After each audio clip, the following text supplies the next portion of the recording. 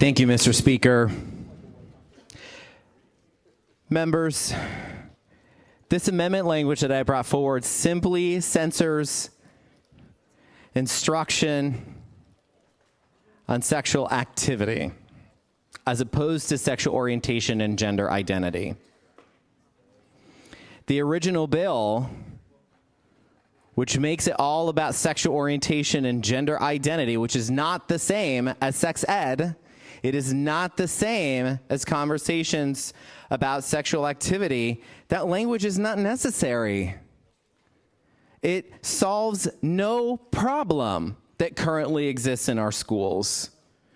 But what the underlying language about sexual orientation and gender identity prohibition, censoring, not saying and teaching about LGBTQ people is it singles us out as a prohibited topic, as taboo, as dangerous. It singles out, and I'm trying, Mr. Speaker, but it singles out LGBTQ Floridians like me, who are your colleagues in the House, who are your neighbors, who are your coworkers and your brothers and your sisters. We're your children. And the language singles us out, people you love and respect, for no reason. It misleads the public into thinking conversations about sexual orientation and gender identity are inherently conversations about sex and therefore inappropriate. Why?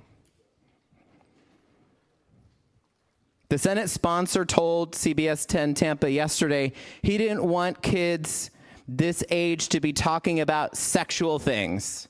Okay, fine. This amendment means that classroom instruction on sexual activity is prohibited in K-3. Done. But that's not what the bill does without the amendment. The bill doesn't prohibit instruction on sexual activity.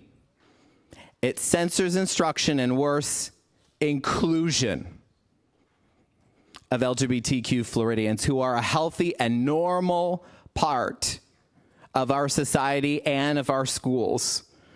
A person's sexual orientation is not about who they have sex with, members.